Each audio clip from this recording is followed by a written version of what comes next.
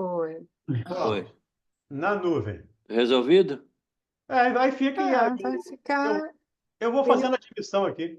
Tranquilo. Vai ter que Até fazer as duas até coisas. Vai ter que ficar no comando de todos. A carrapeta hoje é sua também. O Mauro chegar. Tá bom. Ok, Obrigada. Sérgio. Vamos lá, DJ. Som na Abraço. caixa. Vamos lá.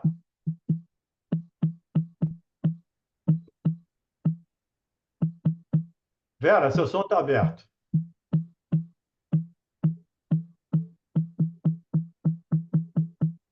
Vera. Ok. Bom, vamos começar, então, a nossa leitura. Carlos, por favor.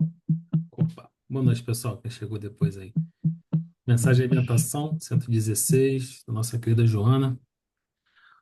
Com certeza não solucionarás todos os problemas do mundo. Não obstante, podes e deves contribuir para que isto aconteça. Se não impedes a guerra, tem recursos para evitar discussões perturbadoras que te alcançam. Se não consegues alimentar a multidão esfaimada, possui uma côdea de pão para oferecer a alguém. Se não dispõe de saúde para brindar aos enfermos, logra socorrer um padecente. Se não solucionas os dramas humanos, concorre para acalmar uma pessoa. Se não tem meios para liderar grupos acelerando mudanças que devem operar no mundo, modifica-te interiormente, enobrecendo-te a ação do bem e da solidariedade. Muito do que está aqui a gente já comentou várias vezes, até pela orientação do Valdemir e do Mauro, de que não adianta a gente tentar mudar o mundo ou querer que o mundo mude se a gente não se modificar e não caminhar devagarinho, passo a passo, fazendo poucas coisas, a gente já está ajudando.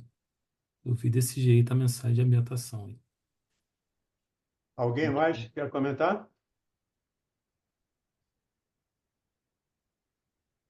Diga, Silvânia.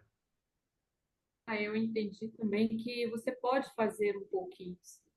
Um pouquinho que você faça já é uma grande ajuda. O pouquinho que você faça é muito. Jesus não espera de nós grandes obras, grandes trabalhos.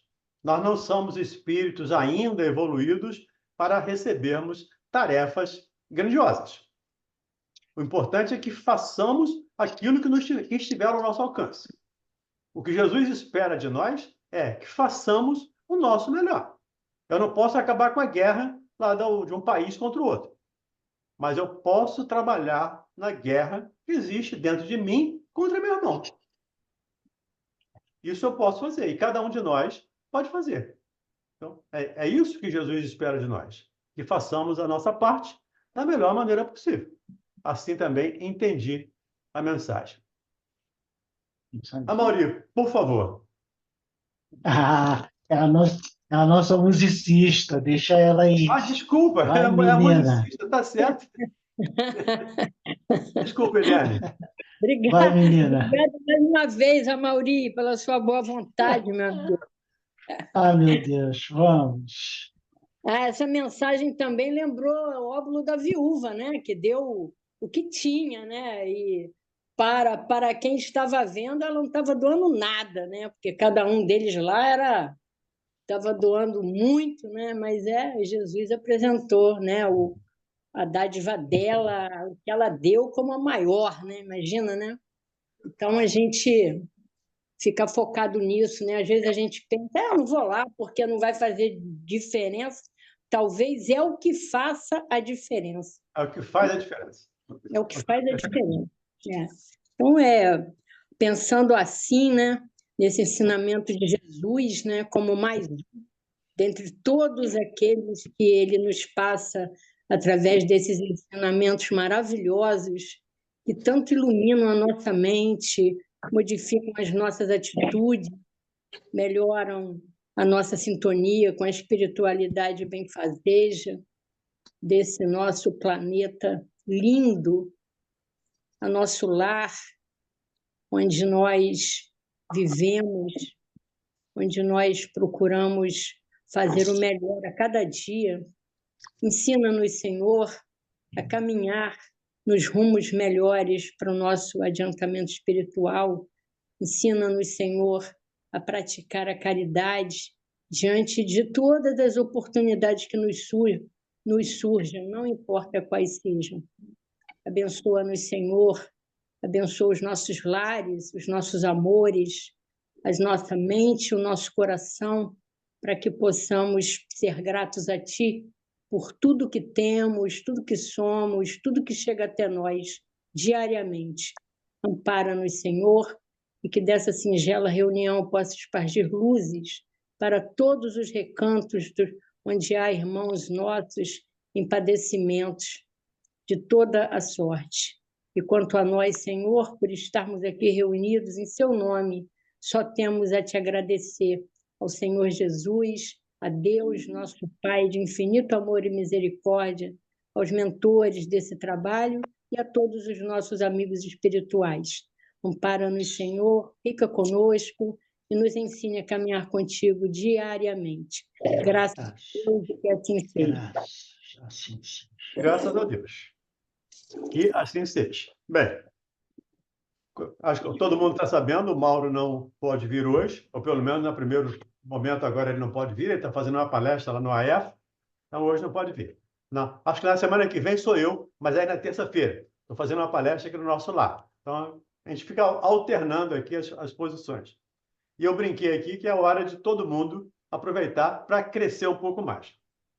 Lembrando que nós estamos estudando a questão 919, que é uma questão das mais faladas, das mais citadas. Não sei se é a mais, mas uma das mais citadas.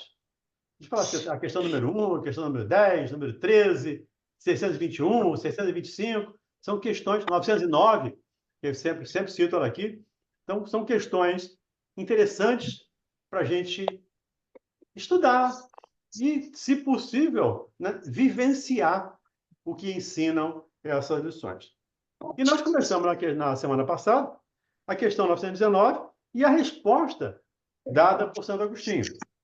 E me permitam repetir pelo menos a pergunta para a gente acompanhar o processo. Qual o meio mais prático, mais eficaz para se melhorar nesta vida e resistir ao arrastamento do mal? Então, nesta vida. Então, não é na próxima encarnação, não é nas vidas futuras, não é no plano espiritual, é agora.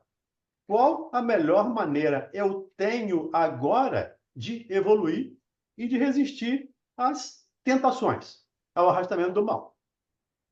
E a pergunta é bastante simples, é bastante objetiva e, com um pouco de boa vontade, me permitam, não é difícil. Nós precisamos olhar para nós. Nós precisamos nos conhecer. E com o entendimento de que somos espíritos inferiores, de que somos espíritos de terceira ordem, naturalmente não vamos encontrar muita luz em nós. Não vamos nos imaginar espíritos iluminados. Mas ainda estamos, como eu disse, no nível de terceira ordem. Então, onde há mais trevas, onde há mais sombra, falando aqui a palavra do Jung, né, a fala do Jung, onde há mais sombra do que luz. Mas temos luz. Nós somos a luz. É a fala do Cristo. Vós sois a luz do mundo. A dificuldade nossa é que nós ainda não estamos fazendo brilhar a nossa luz. E essa é a ideia dessa questão 919. Aprendermos a olhar para nós, olhar para a nossa sombra, não nos sentir diminuído com isso. Não é para pegar um chicote e ficar nos punindo aqui, porque eu sou um espírito ainda em sombras, ensombreado, porque eu não sou um espírito de primeira ordem. Não. Eu estou no nível que eu podia estar.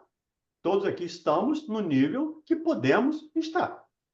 Precisamos nos esforçar? Sim. Cada um de nós precisa se esforçar para superar, não o outro, mas superar as suas próprias dificuldades. É que o Paulo lembra lá do bom combate, né? Vencer o bom combate. Eu venci o bom combate. E o bom combate, ele combateu com ele mesmo. Ele combateu contra ele mesmo. E ele foi tão vitorioso que ele saiu de Saulo para Paulo. É o nosso caminho de Damasco. Onde foi, se é que já foi, o nosso caminho de Damasco? Quando é que eu dei a virada de sul para norte, ou de perseguidor para seguidor? De detrator para seguidor. Essa é a sequência que eu preciso olhar e caminhar. E Santo Agostinho, vimos na semana passada, deu-nos uma série de orientações para seguirmos esse caminho. E eu brinco até, contrariando ao Mauro, o Mauro disse que não tem receita de bolo, né? Eu disse, Santo Agostinho dá uma receita de bolo. Faça assim, faça assim, faça assim, que vai dar certo. E a nossa questão de hoje, nós vamos começar a partir do fazer, portanto, perguntas. É onde nós paramos na semana passada. Todo mundo se encontrou aí? No fazer, portanto, perguntas? Formular e pôs de Formular voz e para convosco. pôs. É isso aí. Porque cada tradução é de um jeito. No meu está aqui fazer, portanto, perguntas. Formular, pois, perguntas. Essa é a ideia. E aí, Ronald, vamos lendo devagarzinho. E quem quiser parar, por favor, fique à vontade, né, para colocar as suas dúvidas, as suas dificuldades. Então, vamos lá. Boa noite a todos, é que eu não falei. Boa noite. Formulai, pois, de vós para convosco questões nítidas e precisas, e não temais multiplicá-las. Justo é que se gastem alguns minutos para conquistar uma felicidade eterna. Não trabalhais todos os dias com o fito de juntar haveres que vos garantam repouso na velhice? Só aí já Não. vale uma pergunta, né, Ronald? Por favor. Sim. Mas nós temos uma preocupação muito grande, e é justa, é natural que tenhamos, uma preocupação de mantermos ou de termos bens materiais para a nossa velhice. Então, todos trabalhamos para comprar uma casa, normalmente, né? Para comprar a casa própria, para ter uma aposentadoria, para ter uma velhice, pelo menos com condições de gastar o dinheiro com doença, porque normalmente a velhice traz doença também. Então, nós temos uma preocupação muito grande com o corpo, e essa preocupação não é tão grande com o espírito. No sábado, eu estava fazendo uma palestra lá no GEPELA, lá em Bangu, e estava até lembrando isso. O Emmanuel lembra isso, né? Nós temos assim, uma preocupação muito grande com a nossa higiene. Então, os hospitais, as águas tratadas, o esgoto, né, os laboratórios fiscalizados, em termos de higiene, nós temos um cuidado muito grande. Mas ele pergunta, qual o cuidado higiênico que nós estamos tendo com o espírito? Né? A gente normalmente escova-se os dentes 3 vezes por dia, toma 1, 2 banhos por dia, usa fio dental. E no plano espiritual? Eu estou escovando os dentes perispirituais? Eu estou passando um fio dental perispiritual? Se não estou, deveria estar. Porque o corpo, com todo o cuidado que eu tenho com ele, ele vai morrer. Vai comer, filha.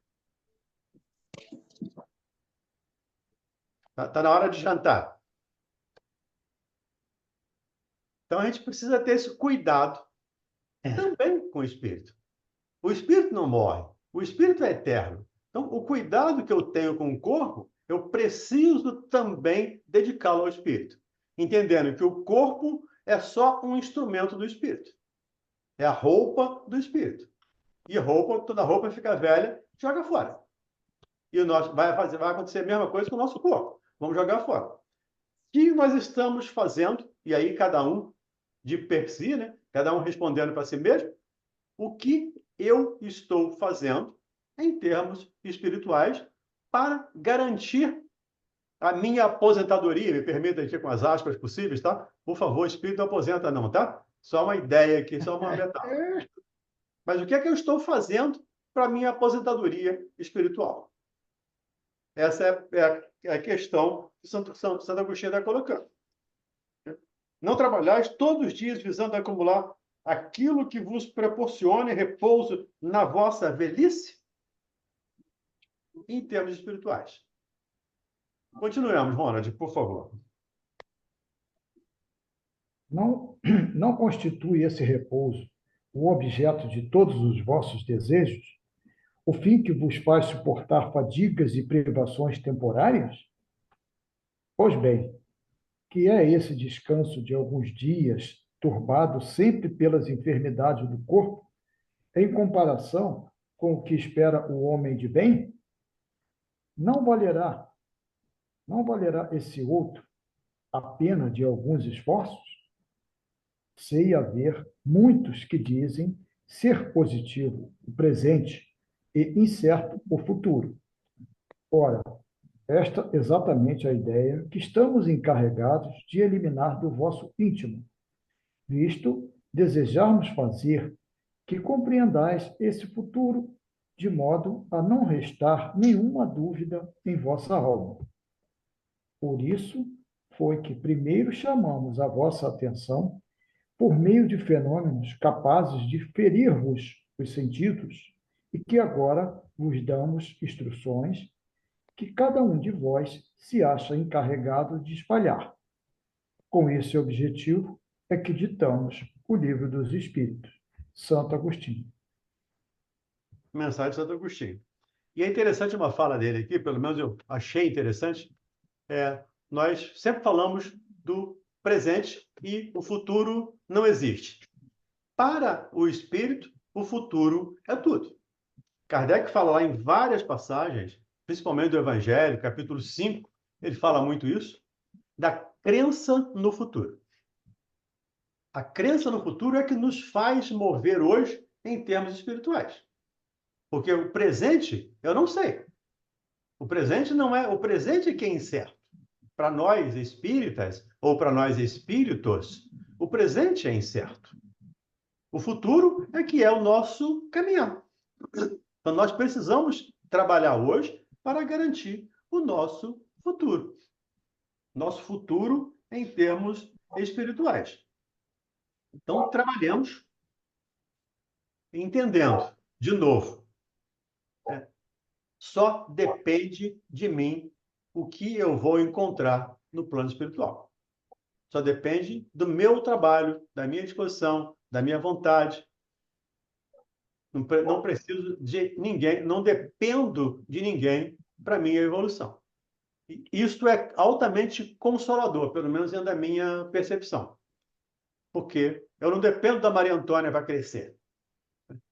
Eu dependo de mim. É o meu trabalho, é o meu esforço, e isso é o convite que nos está fazendo Santo Agostinho e que faz Kardec. Né? Kardec tem uma nota agora, vocês devem ter lido, uma nota esclarecendo aqui um pouco essa questão, mas Kardec também reafirma isso, a ideia da ideia futura, né? O pensamento da ideia futura, da crença no futuro, que é nosso caminho, que é nosso porvir. Vamos ver a nota de Kardec, por favor. Muitas faltas que cometemos nos passam despercebidas. Se efetivamente, seguindo o conselho de Santo Agostinho, interrogássemos mais a miúde a nossa consciência, veríamos quantas vezes falimos sem que o suspeitemos, unicamente por não prescrutarmos a natureza e o móvel dos nossos atos. A forma interrogativa tem alguma coisa de mais preciso do que qualquer máxima, que muitas vezes deixamos de aplicar a nós mesmos. Aquela exige respostas categóricas, por um sim ou um não, que não abrem lugar para qualquer alternativa, e que são outros tantos argumentos pessoais. E pela soma que derem as respostas, poderemos computar a soma de bem ou de mal que existe em nós. Lembrando aqui, Kardec era um pedagogo, era professor, não sei se vocês lembram do filme, né? No filme, então, isso é bem... filme Kardec, isso é bem mostrado. Ele é professor e ele nos chama a atenção aqui para as perguntas. Quando eu faço uma pergunta a meu respeito, eu não tenho devaneios. Eu preciso de uma resposta sim ou não. E com isso, fica mais fácil eu me conhecer através das perguntas do que lendo um texto filosófico, lendo uma dissertação. O que ele nos convida aqui é: faça perguntas, multiplique as perguntas. Perca ou ganhe algum tempo analisando as perguntas, analisando as respostas. E quanto mais for a soma de acertos ou de erros, nós vamos ver o que precisamos de acertar ou o que precisamos ratificar. E muitas coisas precisamos acertar. Nós ainda, no nível que estamos, precisamos acertar muita coisa. Mas também já podemos ratificar muitas coisas. Nós já conhecemos o caminho. Ainda não caminhamos, mas já conhecemos o caminho. Já sabemos por onde ir. Nós, de uma maneira geral, temos a crença ou a certeza no futuro. Nós temos certeza, acho que nenhum de nós aqui tem dúvida, de que, ao sair daqui, vamos continuar como espírito, com as mesmas dificuldades, com as mesmas tendências que temos hoje. E quanto mais superarmos as nossas dificuldades, mais fácil ou menos difícil será para nós no outro lado, quando chegarmos do outro lado. Eu costumo comparar essa viagem nossa, viagem aqui da reencarnação até ao túmulo, a morte, como uma viagem no deserto. Não sei se vocês já tiveram a oportunidade de estar num deserto, mas é muito interessante você ver quilômetros e quilômetros e quilômetros de areia e mais absolutamente nada. Então, você está no deserto, nós estamos no deserto. Mas tem calor, tem sol, tem areia quente, falta água, falta uma porção de falta tudo. Mas temos certeza, não vamos morrer e vamos chegar no oásis. Isto é recompensador. Isto é esclarecedor. Isso é consolador. Por isso é consolador, o consolador prometido. Nós vamos passar pelo deserto com todas as dificuldades, mas vamos vencer o deserto. Cada um de nós vai vencer o deserto. Todos nós chegaremos ao oásis.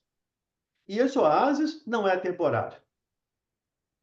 A partir do momento que nós chegarmos ao oásis, o oásis é definitivo. Vamos poder passar a eternidade no oásis. O temporário é o mal. O bem é eterno.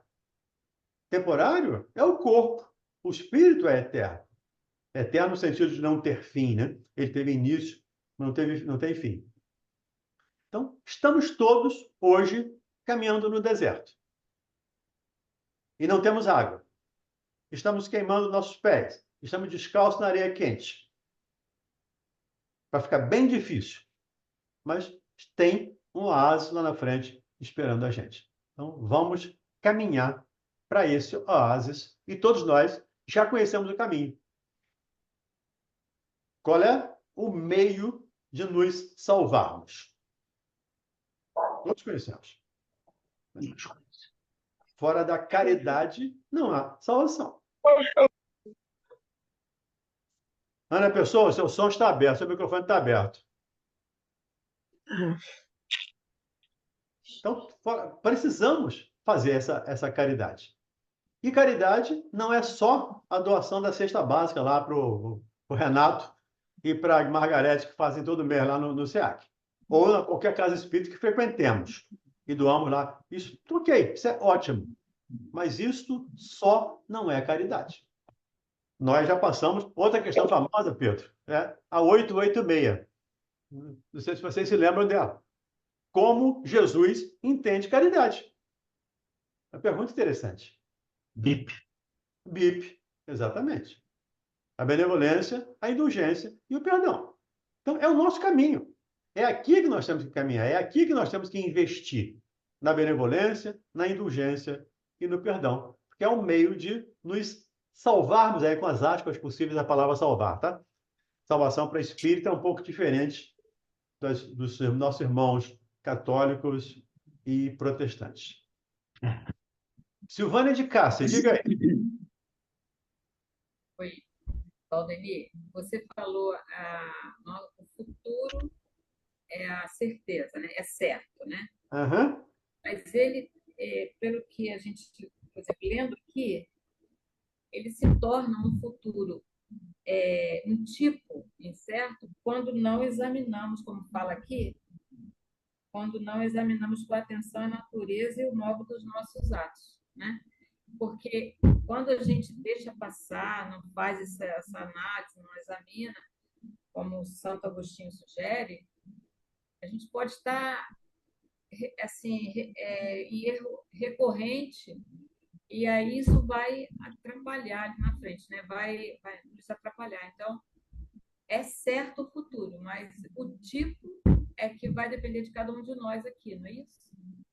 Não, acho que não, Silvânia, eu vejo diferente. É certo o futuro e o tipo é: vou ser espírito puro. Cada um de nós vai ser espírito puro. Isso é certeza. Isso é a fala do Cristo, repetindo o Salmo 82. Vós sois deuses. Ele repete lá o Salmo 82 ou 81, dependendo lá da tradução da Bíblia. Mas é a palavra de Jesus. Vós sois deuses. Vós sois o sal da terra. Vós sois a luz do mundo. Isso é certeza. O que é incerto para nós é o tempo. Verdade. Em quanto tempo eu vou ser espírito puro? Não sei. Em quanto tempo você vai ser? Não sei. O fato é, depende de nós. Depende do nosso trabalho. Agora, que o futuro é certo, esse é absoluto. É igual a morte. Nenhum de nós aqui, né, encarnado, não vai ter a experiência de passar pela morte. Todos passaremos pela morte, pela experiência da morte do corpo físico. Então, todos também nos tornaremos espíritos puros um dia. Então, esse futuro é certíssimo. O presente que é incerto. Muito A obrigada. gente inverte essa. Por isso que Santo Agostinho diz: nós estamos exatamente tentando mudar essa ideia em vocês. Para isso, trouxemos o Livro dos Espíritos. Para isso, temos os fenômenos de Heidesville. Para isso, tem as mesas girantes, para chamar a atenção de vocês para ver a parte interessante e a parte espiritual. Muito obrigada, viu? Muito obrigada mesmo. Clareou? Beleza. Diga aí, Carlos Santos. Valdeni, ele, no finalzinho aqui, ele indica, né, a divisão do livro, né, falando que primeiro ele chama a atenção para os fenômenos da natureza, primeiro livro, o segundo, né, e no terceiro agora ele dá as instruções que devemos seguir. O livro 4 ele continua a parte 4 continua nessa pegada, na visão? A gente vai começar o 4 hoje. Sim. Se der tempo, a gente começa o 4 hoje. O 4 é o céu e o inferno. Sim, mas ele continua nos dando instruções? Continua. Continua a orientar e nos dar instrução. Porque a doutrina espírita, em princípio, ela é consolador prometido. É consola porque esclarece. Eu sempre brinco, né? No Tostines, vem de baixo que é fresquinho, ou é fresquinho porque vem de mais. Né?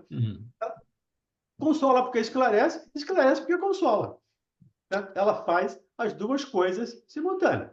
A doutrina espírita nos consola. Eu vou ser o espírito perfeito. Isso é altamente consolador. E me esclarece uma série de situações. E a partir do livro 4, que começa o livro do Penas e Gozos Futuros, né? É o Código da Vida, o Código Penal da Vida Futura, que está lá no Céu e Inferno, é o livro do Céu e Inferno. Nós estamos fechando aqui o Pentateuco kardeciano nesse quarto livro. E o quinto é o próprio Livro dos Espíritos, ou o primeiro, né? É o próprio Livro dos Espíritos. O quarto é o Céu e o Inferno. Ele vai continuar esclarecendo, continuar orientando, continuar consolando, nos mostrando caminhos, mas sempre nos lembrando: a caminhada é singular, a caminhada é pessoal. Cada um pegue a sua cruz. Aquele que quiser me seguir, pegue a sua cruz e siga-me. e não olhe para trás. É hora de olhar para frente. Então, eu vejo que ele continua esclarecendo, sim, continua orientando e continua consolando. Como em todos os livros de Kardec, é esclarecedor e consolador ao mesmo tempo. Não sei se ajudou em alguma coisa. Tudo bem, Carlos? Tudo bem, era só a dúvida sobre o fenômeno da natureza ou instrução das leis morais mesmo. Isso Quarto livro. é o quarto livro. Diga, Mauri, Gálatas A34. Sou eu, né? Eu não sei de onde eu tirei, mas isso gravou para mim a vida inteira, eu carrego comigo. Falando sobre o futuro, diz assim: o hoje não existe, ele foi feito ontem. O amanhã também não, ele está sendo feito hoje. A gente não tem nada que reclamar, cara. Você é responsável por tudo. Porque o hoje não existe, ele foi feito ontem, por você.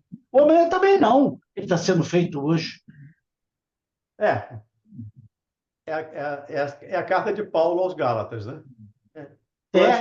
Plante tudo que você quiser, mas colha tudo o que você plantar. O meu amanhã é o que eu estou fazendo hoje. Eu sempre falo lá nas quartas-feiras, lá no Respondendo aos Ouvintes da rádio, a gente sempre fala, o Antônio, o Serra até repete isso sempre, cada um de nós, hoje aqui, está planejando, está programando a próxima reencarnação. Cada um de nós está trabalhando para isso. Todo o nosso trabalho hoje, do bem ou do mal, tudo que estivermos fazendo, vai ser considerado na hora de fazer a nossa programação para a próxima reencarnação, com toda certeza. Então, tenhamos cuidado, porque não é Deus que vai me impor nada. Não são os espíritos que vão me obrigar a fazer nada. Os espíritos me disseram, plante qualquer coisa que você quiser, mas tem que colher tudo que você plantar. Então, escolhamos as melhores sementes. Escolhamos, né, o melhor terreno, ou sejamos o melhor terreno. Dentro da parábola do semeador, eu costumo dizer que nós somos os semeadores, mas também nós somos terrenos. Cada um de nós semeia e cada um de nós recebe as sementes. Todos nós recebemos sementes, de uma maneira ou de outra. O grande semeador é o Cristo. Semeou para todos nós, continua semeando. Então, vamos construir o nosso futuro, o nosso amanhã, da melhor maneira possível. Tudo bem? E aí, Ronald, vamos começar então a quarta parte. Quarta parte. As Esperanças e esperanças, consolações. esperanças e consolações. Capítulo 1. Das penas e gozos terrestres. Ele vai falar da felicidade e infelicidade relativa, vai falar da perda de entes queridos, das decepções, ingratidões, afeições destruídas, uniões antipáticas, temor da morte, desgosto da vida e do suicídio. Felicidade e infelicidade relativas. 920. Pode o homem gozar de completa felicidade na Terra? Não. Por isso é que a vida lhe foi dada como prova ou expiação. Dele, porém, depende a suavização de seus males e o ser tão feliz quanto possível na Terra. Eu não vou dar spoiler para a questão 921, porque a gente vamos ler junto, mas eu só queria chamar a atenção para uma palavra de Kardec. Uma felicidade completa. Pode o homem ter uma felicidade completa, plena na Terra? Um espírito imperfeito pode ter uma perfeita felicidade? Espírito imperfeito pode ter alguma coisa perfeita? Não. Não. Espírito imperfeito tem imperfeições. Nós somos perfectíveis, mas somos ainda imperfeitos. Aí, voltando de novo à pergunta anterior, da incerteza do futuro lá da Silvânia, né? Nós somos perfectíveis. Então, com certeza, chegaremos à perfeição. Mas não é a perfeição plena, absoluta, aqui na Terra, ou num planeta de expiação e prova. À medida que a Terra for sendo progressivamente promovida, me permita aqui o termo, e que nós estejamos nos melhorando também, nós vamos melhorando todo o ambiente. Mas, por enquanto, ainda essa felicidade ainda é incompleta. E a gente vai ver um pouco mais à frente a resposta dele falando lá do Eclesiastes. A gente vai voltar a falar do Eclesiastes. Diga, Ronald. Se nós fôssemos perfeitos, não precisaríamos estar aqui. Com certeza. Simples e objetivo ele. Simples assim, né? Se fôssemos perfeitos, não estaríamos na Terra. Estaríamos num planeta melhor do que a Terra. Mais evoluído. Melhor não. Mais evoluído do que a Terra. A Terra é perfeita dentro do seu nível de evolução. Então, mas dentro do seu nível de evolução. Por isso estamos aqui ainda, a braços com tantas dificuldades. 921. Concebe-se que o homem será feliz na Terra quando a humanidade estiver transformada. Mas, enquanto isso não se verifica, poderá conseguir uma felicidade relativa? O homem é quase sempre o obreiro de sua própria infelicidade. Praticando a lei de Deus, a muitos males se forrará e proporcionará a si mesmo felicidade tão grande quanto o comporte a sua existência grosseira. Tem outra pergunta, outra palavra que eu destaco nessa resposta é o quase sempre. Na minha tradução aqui está geralmente. O homem é geralmente, ou quase sempre, o artífice da sua própria infelicidade. E para mim não é quase sempre. É na minha percepção, tá? Por favor, é só a minha interpretação. Mas para mim é sempre. Ninguém colhe aquilo que eu planto. E eu só vou colher de novo, estou repetindo isso muitas vezes, só vou colher de novo aquilo que eu plantar. Então, não é quase sempre. Sempre o homem é o artífice da sua graça ou da sua desgraça. Botando aqui um parênteses aqui no des, né? É graça ou desgraça. Mas nós construímos a nossa felicidade ou a nossa infelicidade. E uma outra coisa que ele chama atenção é o homem que, praticando a lei de Deus, se poupa de muitos males e se proporciona uma felicidade possível na Terra. Podemos seguir a lei de Deus? Achamos. Sim, podemos. E especialmente a lei maior do universo, que é a lei de amor. Até na quarta-feira agora eu vou fazer o estudo lá no SEAC e vou falar disso lá, do mandamento maior. A lei de amor. Dentro das nossas possibilidades, dentro dos nossos conhecimentos. Ainda não temos capacidade de amar. E aí, quem quiser depois se aprofundar um pouco nisso, lá no livro Vem de Luz, capítulo 90, o Emmanuel trabalha esse tema do amor. E ele diz que normalmente, geralmente, o homem ainda não conhece amor. O que nós entendemos de amor, segundo ele, não passa de réstias fugidias a luzirem sobre as muralhas dos nossos egoísmos. Então, ainda estamos longe desse amor pleno, dessa felicidade plena, dessa felicidade completa. Tudo para nós. Quando fala de pleno, quando fala de completo, a gente precisa ficar com o pé atrás. Opa, vamos esperar. Vamos ver por que ainda completo. Não, ainda temos muito que caminhar. Mas precisamos praticar, na medida do possível, a lei de amor, justiça e caridade. Dentro da nossa compreensão, dentro da nossa capacidade, mas precisamos fazer isso. É aonde nós vamos nos poupar de sofrimentos. Porque por estarmos num planeta de expiação e provas, por habitarmos um planeta de expiação e provas, não precisaremos, obrigatoriamente, ser espíritos de expiação e provas.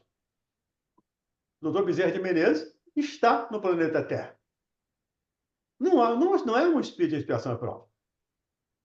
Ele é um espírito de segunda ordem. Ele é um bom espírito.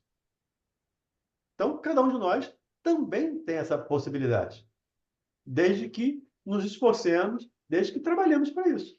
Então, há muitos espíritos na Terra de segunda ordem. A grande maioria, obviamente, é de terceira.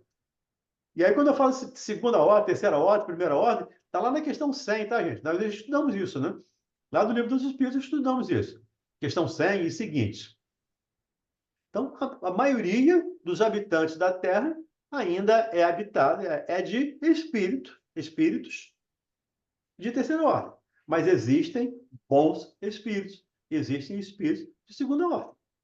Eu imagino, e aí aqui a ilação do Valdemir, eu imagino que o Chico Xavier, por exemplo, é um espírito de segunda ordem. É um bom espírito. Está num nível que todos nós almejamos, todos nós desejamos. Mas, então, nós podemos ser promovidos, nós podemos nos promover, nós podemos mudar de categoria, mesmo habitando o planeta de expiação e provas. É o homem do mundo sem ser do mundo. Como está lá no Evangelho segundo o Espiritismo. Tem os pés na terra, os pés no chão, mas a cabeça no céu. Então, é viver no mundo sem ser do mundo. Isso cada um de nós pode fazer na medida do possível, obviamente, na medida do esforço. Conforme vimos também na questão 909, lá do Livro dos Espíritos, quando fala da nossa vontade. Basta termos boa vontade, e isso, com certeza, nos auxiliará bastante a superar a nossa dificuldade. Diga, musicista, violonista. Nossa Senhora, meu amigo, não me alça a esse patamar. Olha só, você tocou nessa questão da resposta dos espíritos. O homem é quase sempre. Eu sempre tive dificuldade para entender essa resposta, porque se nós aprendemos com a doutrina que nós somos responsáveis por tudo, que não temos a quem culpar, porque nenhum de nós da humanidade somos vítimas. Ninguém é vítima. Aí eu sempre tive de ver, caramba, por que eles... Aí eu pensei, sempre que eu leio essa resposta, eu fico locupletando. Parece aquela fala de Jesus lá, né? As últimas falas dele, quando ele falou, Pai, perdoa, eles não sabem o que fazem. Parece que a espiritualidade aí quase que quis dizer isso para a gente, dar um afago, assim, né? Quase sempre. Não existe quase sempre. De verdade, eu acho que eles quiseram assim dar uma aliviada, né, no nosso ombro, né? Porque não há lógica, né? Esse quase aí fica meio louco, né? Da gente entender, né? O quase... Mauro chegou, seja bem-vindo, Mauro. O quase, como eu sempre digo, é um carinho, é um carinho, um cuidado, uma boa vontade conosco, porque não é quase. Nós somos os artífices das nossas vidas. Nós temos a liberdade.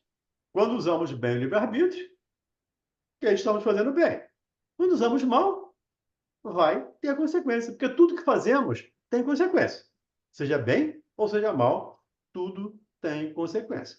E aí você tem razão. Esse quase sempre, eu também sempre disse, muito boa vontade, eles foram muito carinhosos, muito cuidadosos conosco, a nos quase sempre. Não é quase, não.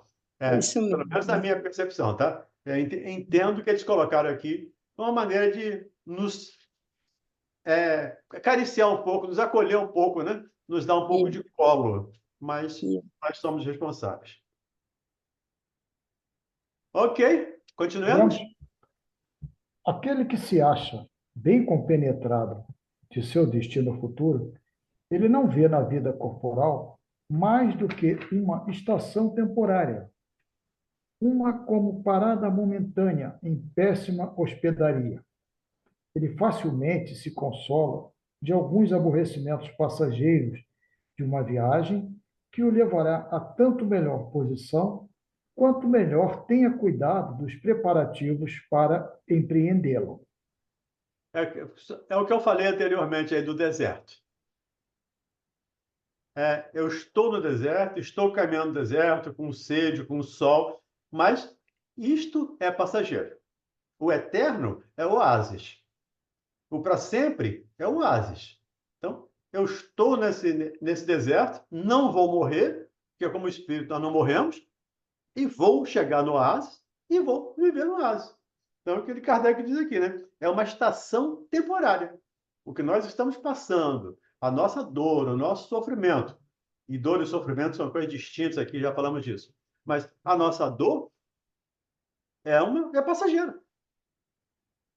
Em realidade, eterno é o bem. Eterno é a alegria. Eterno é a felicidade. Tudo bem? Vamos pegar esse último parágrafo aí, porque aí o Mauro chegou, ele assume 1922. Não, pode tocar aí, pode tocar. Já nesta vida, nós somos punidos pelas infrações que cometemos das leis que regem a existência corpórea, sofrendo os males consequentes dessas mesmas infrações e dos nossos próprios excessos. Se, gradativamente, remontarmos à origem do que chamamos as nossas desgraças terrenas, veremos que, na maioria dos casos, elas são a consequência de um primeiro afastamento nosso do caminho reto. Desviando-nos deste, enveredamos por outro mal e, de consequência, em consequência, caímos na desgraça. De consequência em consequência, caímos na desgraça. E a imagem que me veio, especialmente agora, eu estudei isso de tarde, mas não tinha vindo essa imagem. Mas agora veio a imagem da parábola do filho pródigo. Acho que todo mundo conhece a parábola do filho pródigo, dos dois filhos. Ele escolheu o caminho mais curto, segundo a percepção dele. E teve consequências graves. Então, ele escolheu dilapidar um patrimônio que não era dele. O pai não tinha morrido ainda, ele não tinha direito à herança. O pai ainda estava vivo, então não tinha direito à herança. Mas o pai, eterno doador, né? Representando aqui Deus, o eterno doador, ok, pega seus bens e vai. E o pai sabia que ele ia se dar mal. Foi, quebrou a cara, né? E voltou. E quando volta, há uma festa para recebê-lo. Essa é a ideia aqui. Então, precisamos entender. Quando nos afastamos das leis de Deus, especialmente a lei de amor, justiça e caridade, estamos trilhando o caminho do filho pródigo. Precisamos voltar à casa do Pai. E o Pai vai nos receber com uma festa, como sempre nos recebeu. Ele está sempre nos aguardando. O que nos falta, de novo, questão 909, o que nos falta é a vontade de caminhar na direção do Pai. Diga aí, Elaine Costa. Então, aqui ele fala novamente, ó. Veremos que na maioria dos casos elas são a consequência de um primeiro afastamento nosso do caminho reto. Esse maioria significa que não são todas as vezes. Aí eu fico pensando, será que isso aqui também não seria porque aqui há afastamento, né? Que ele fala aqui, de repente a gente ficar na inércia quando a gente não faz o mal, mas também não faz o bem? Não sei. Porque ele botou de novo aqui, na maioria dos casos, não em todos os casos. Né? E, na verdade, a gente é sempre responsável por aquilo que acontece com a gente. Inclusive pelas nossas omissões. É. Quando eu cometo, ou quando eu cometo, né, uma omissão, quando eu pratico uma omissão, e resultando dessa omissão, um mal, eu sou corresponsável, pelo menos, pelo mal que resultou da minha omissão. Então, nós somos responsáveis, e substituindo aqui a palavra culpado, nós somos responsáveis pelas nossas ações, mas também pelas nossas omissões. Pelas nossas palavras, mas também pelo nosso silêncio. O silêncio nem sempre é saudável. Há situações que o verbo se faz necessário. Então, de novo, para mim, esse quase sempre é a mesma coisa lá da questão 921, 22, 21. É a questão de quase sempre. Para nós, para mim, pelo menos, eu entendo. Sempre somos responsáveis. Porque senão nós seríamos injustos. A não ser que fôssemos espíritos primitivos. Lá nas primeiras reencarnações, onde ainda o instinto está prevalecendo muito mais, aí sim, não temos a responsabilidade que temos hoje, como espíritos de terceira ordem. Lá, nós estávamos bem no princípio, bem primitivos. Aí sim, temos atenuantes. Hoje, atenuante do desconhecimento, da primitividade, já não existe mais. Nós já temos 2000 anos de evangelho. Então já é tempo suficiente, ou já era, né? Tempo suficiente para, pelo menos, nos esforçarmos por praticar. Muitos se esforçam, felizmente. Muitos estão praticando, felizmente, dentro da medida do possível. Claro. Mas ainda uma grande maioria ainda não conhece o evangelho. Ainda não vive esse evangelho. Então, daí essa necessidade de transformação do planeta. Essa necessidade de exílio para aqueles que ainda não se voltaram para o bem. Porque não tem mais oportunidade. A oportunidade é agora. Estamos nos últimos dias, nos últimos tempos. Como fala Kardec lá no capítulo 18 da Gênese kardeciana. Então, para mim, é a mesma situação anteriormente. Quase sempre é a mesma coisa assim. Na maioria das vezes, né? Sempre, para mim é sempre. Mas, de novo, é a minha percepção. É como eu entendo essa questão dita aqui pelos Espíritos. Continuemos? 922. A felicidade terrestre é relativa à posição de cada um. O que basta para a felicidade de um constitui a desgraça de outro. Haverá, contudo, alguma soma de felicidade comum a todos os homens? Com relação à vida material, é a posse do necessário. Com relação à vida moral, a consciência tranquila e a fé no futuro. A fé no futuro, de novo. A fé no futuro é fundamental. E aí, acho que dá para a gente parar aqui, são 56, tem que parar para começar o nosso lá. E na semana que vem, a gente retoma dessa questão 922. Tudo bem? Tudo bem, Mauro? Tudo bem. Então, marquemos aqui a 922. Marcela que faz as anotações, as devidas anotações aí. 922 para a próxima semana. Está marcado. Vai ser dia 8.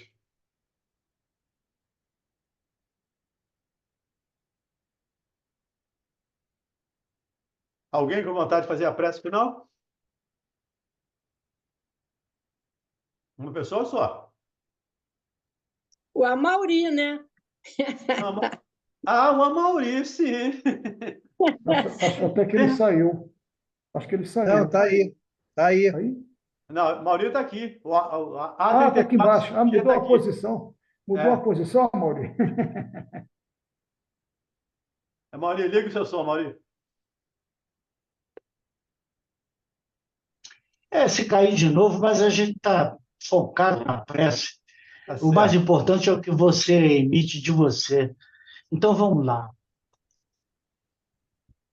Paizinho do céu, agradecidos, Pai, por podermos chegar ao final de mais essa salinha de aula, em que o contentamento é muito grande, de saber que é muito bom estarmos tomando esses conhecimentos, e isso nos contenta tanto, Paizinho, E nós só pedimos que esse momento, quando chegarmos ao final, Pai, essas vibrações em que estivemos imersos até agora possam servir, Pai do céu, em nome de Cristo.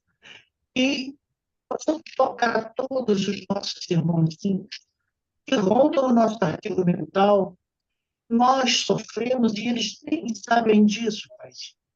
Dá que consigamos, sem partido, sem pátria, sem nada, rogar por todos esses nossos irmãos que ainda costumam prejudicar o próximo em favor de si mesmo.